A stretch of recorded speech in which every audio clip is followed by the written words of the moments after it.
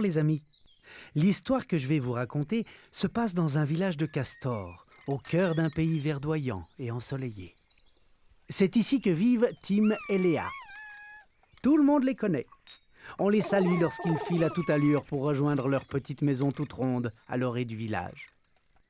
Non loin de là, sur une colline, se trouve un drôle de bâtiment. Mais à quoi peut bien servir cette étrange longue-vue? Et tous ces appareils? On dirait un observatoire, n'est-ce pas? Eh bien oui, c'est ici que travaille Madame Barbara. Elle est responsable de surveiller le ciel, car une pluie collante et colorée tombe plusieurs fois par jour sur le village.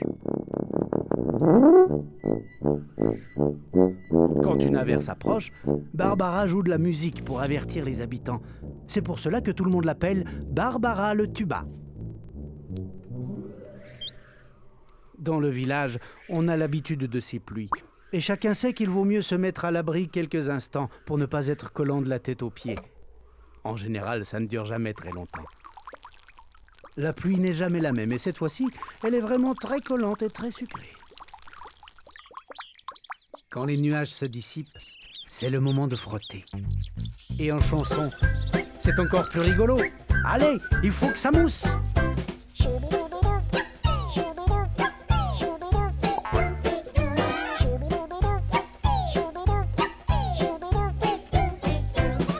Mais cet après-midi-là, Tim et Léa n'ont pas du tout envie de nettoyer. Même la musique qui résonne dans le village ne les motive pas. Ils ont beaucoup mieux à faire.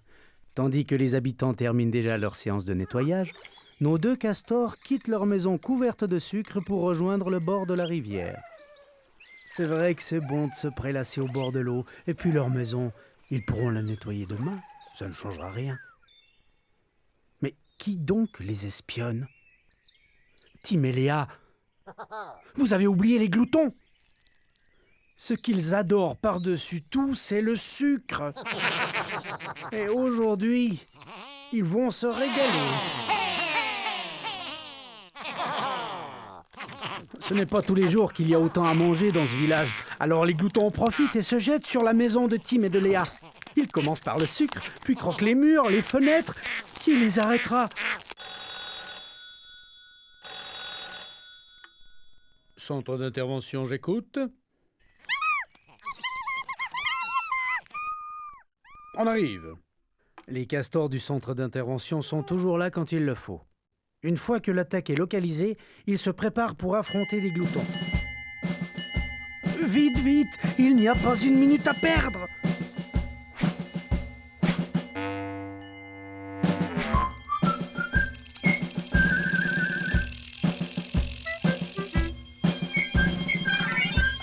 Tous les moyens sont bons pour déloger les affamés et leur faire passer l'envie de revenir. La bataille s'engage.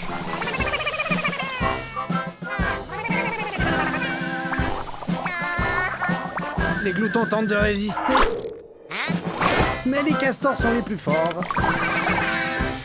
Et c'est la fuite.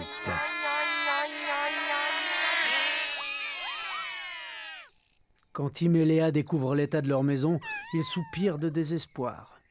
Comment réparer tous ces dégâts? Madame Doris, bien sûr. Dès qu'il y a une maison à réparer, on peut compter sur elle. Avec l'aide de Tim et Léa, elle se met au travail sans tarder. Il faut d'abord poncer les murs pour les nettoyer. Oh oui, oh oui! C'est le moment de boucher les trous. Grâce à un ciment à prise rapide, les murs sont vite montés. Un petit coup de peinture pour la finition. On règle les derniers détails et c'est terminé. Oh, bien sûr, la maison n'est pas aussi solide qu'avant, mais on peut à nouveau y vivre et c'est déjà ça. Merci, Madame Doris, et au revoir. Tiens, vous l'entendez? Mais oui, c'est le tuba de Barbara qui annonce une nouvelle averse. Vite, à l'intérieur!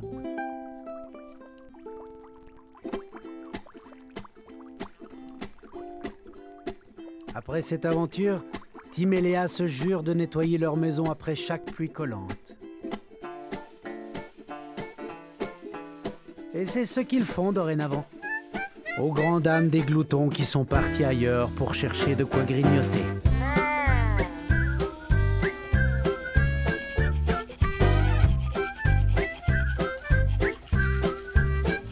À bientôt pour une nouvelle histoire de Tim et Léa. Et d'ici là, n'oubliez pas de vous brosser les dents.